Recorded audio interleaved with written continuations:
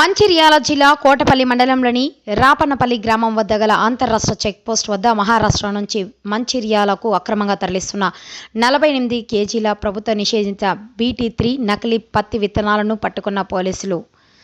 పట్టుబడ్డ నకిలీ విత్తనాల విలువ సుమారు 1,46,000 రూపాయలు ఉంటుందని ఒకరు అరెస్ట్, పరారీలో 2 నిందితులు. నకిలీ విత్తనాలను ఆక్రమణ రవాణా చేస్తున్న వారిని పట్టుకోవడంలో చాకచక్యంగా వ్యవహరించిన ఎస్ఐ రాజేందర్ వారి సిబ్బందిని అభినందించిన అనంతరం రివార్డులు అందజేసిన ఏసీపీ వెంకటేశ్వర్లు.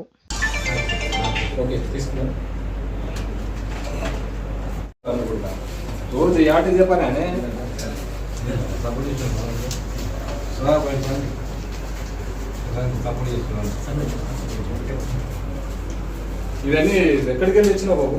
మహారాష్ట్రకి వెళ్ళా. ఓకే తీసుకున్నాను.